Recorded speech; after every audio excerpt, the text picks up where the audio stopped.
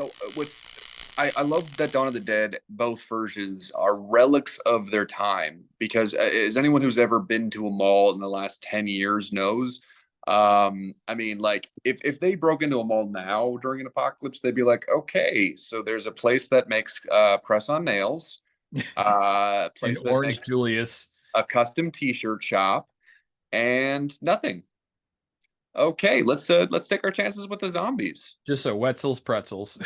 But this is a 10 out of 10. This is Yeah. not only is this him at his most powerful, this is him. He found the tone just right. Yeah. Um, so the movie I like in this too the most is Nightmare on Elm Street 3, where because if you watch the first two, they're very serious, dark, gothic horror movies. And if you watch the movies after part four and on, they become campy comedies. Hmm.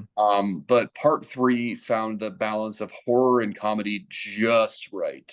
And with Dawn of the Dead, I mean, George Romero's always kind of been defined by like, a mix of horror plus societal commentary. Hmm. And this is him finding that balance without ever feeling preachy and always making sure it still stayed scary. And after they cordon off the mall, they get all the zombies outside. They just kind of get used to the vibe of it. It reminded me of Edgar Allan Poe's The Mask of the Red Thank Death. you. Like, I had never put those two together until you pointed that out, and that's perfect.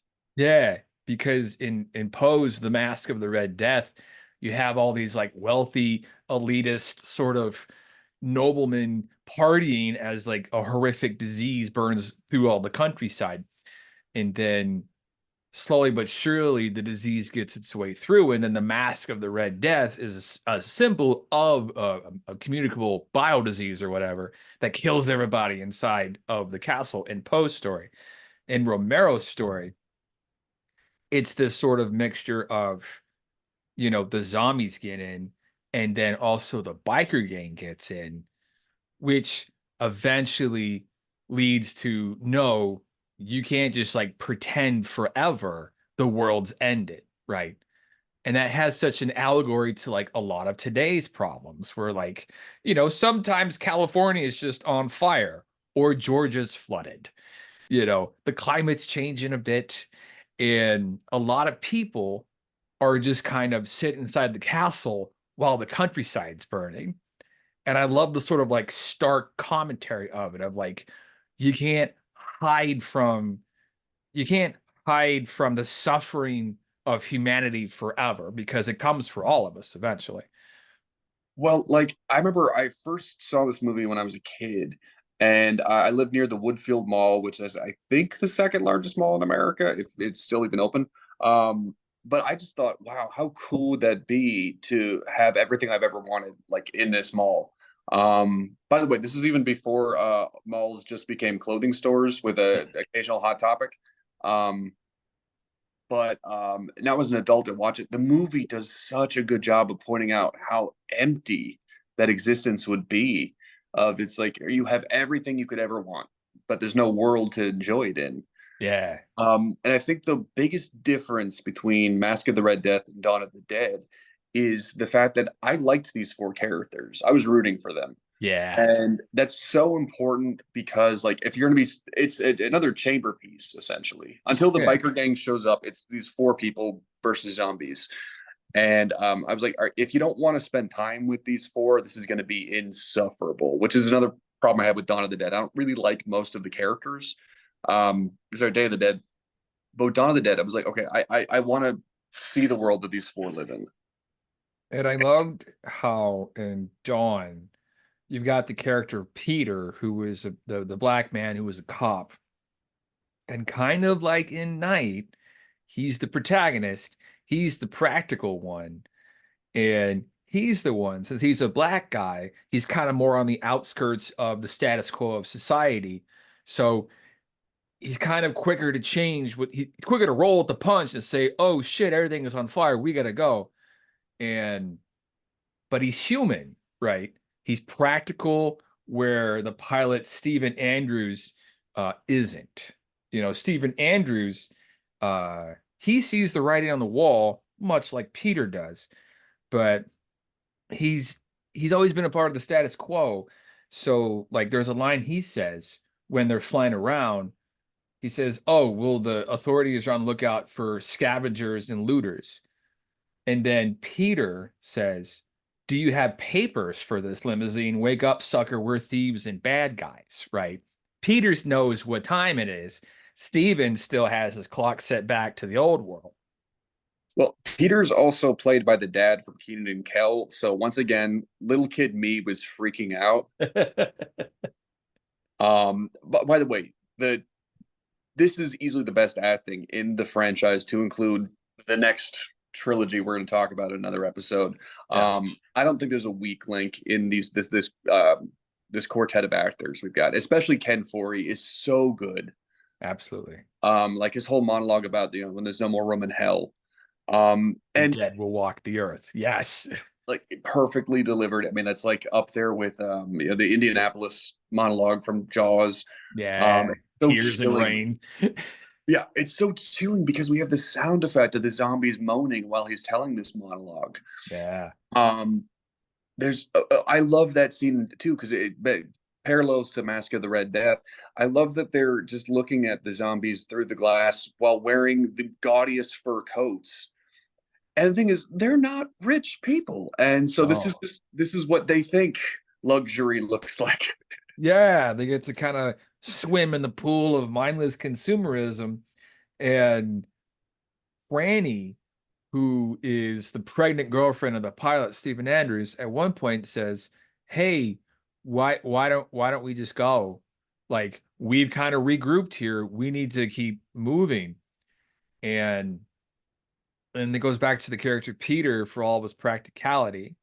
You know, he says, "No, we should stay." And then Peter and Steven's greed get the best of them. Their greed causes them because they weren't rich men, you know. They had some status in society, Peter as a police officer, Stephen as a pilot, but they weren't wealthy barons. And so there's a part of them, I think, for both of them, for different reasons, that could say, "Oh, I get to pretend to, I get to live in wealth. I get to, all my needs are met." Peter's still a little more practical in it, but like at one point when the biker gang breaks in, Steven Hasliner says, "It's ours. We took it. It's ours." That was him sealing his fate. Yes. Because it's like, dude, you need to get the fuck out of Dodge. Like this. By the way, it's interesting because in the scene before the biker gang shows up, we see that they're not happy. Um, No, they're and bored. then, but as soon as the biker gang shows up, including Tom Savini, what, Yeah. they're like, no, this is ours. I'm like, dude, do you want this? Maybe move on to the next thing. Why? Like, You seemed miserable 5 minutes ago. also, you're outnumbered and outgunned. Like, you're not going to win. Franny is such an upgrade from Barbara, and I even think an upgrade. I think she's better than Dr. Sarah in Sure. Day of the Dead because she seems very human. I mean, like, so you could tell as like the series goes on, there's more of a push to make the female lead kind of a Sarah Connor type. Sure. But in Dawn of the Dead, I mean, she knows she's the pregnant girlfriend, Yeah. who's just there along for the ride. And she's like, I need to learn how to fly this helicopter. So fucking And smart. she winds up saving herself and Peter because of it. Yeah.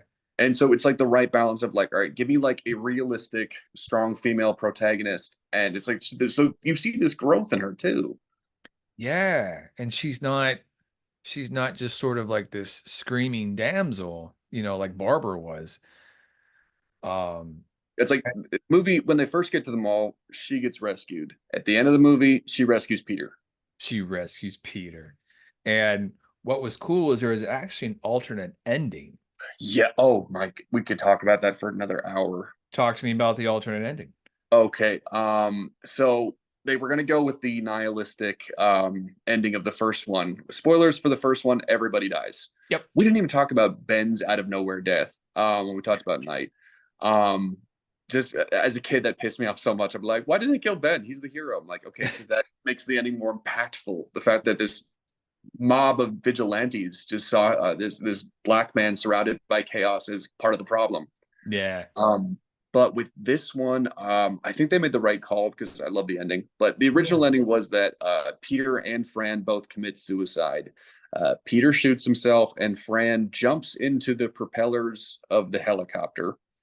The only thing I really liked about that version was that what was going to happen is Fran was going to jump into the propellers, kill herself as the zombies were coming onto the roof, and then the propellers stopped spinning. And it's like, oh shit, they didn't have enough gas to even get off that roof. And Yeah. that is so dark. Yeah. But Uh, instead, we get the bittersweet. Peter's like, "How much gas do we have?" And she goes, "Not much." And he goes, "That'll do." well, I mean, yeah, yeah. Oh, I I like to think that the happy ending of Day was kind of like because he could Romero couldn't use the same characters because they were all owned by different production companies. The rights were in different studios. So I like to think that the opening shot of Day, where you have a black guy and a white woman in a helicopter, kind of spiritually is like the sequel to the characters from Dawn. That's And an interesting parallel. I like that. yeah, so in Dawn, so this is uh to go back to the Dead President Society, things I read on Wikipedia. Filming began on November 13th, 1977 at Monroeville Mall in Monroeville, Pennsylvania. It was an active shopping mall at the time, so filming took place between 11 p.m. and 7 a.m. Had a budget of $640,000, which is today 3.3 million. It made $66 million or $343 million adjusted for inflation. And Bill didn't make enough. it's It should outgross Titanic. it's so much money. And like you were saying, this is a 10 out of 10.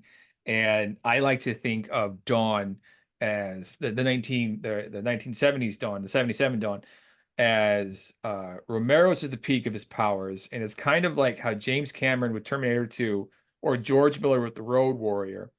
Romero took his kind of low budget idea and then did all of it. Like he just 10x'd everything with money, expanded it all directions, and created his masterpiece.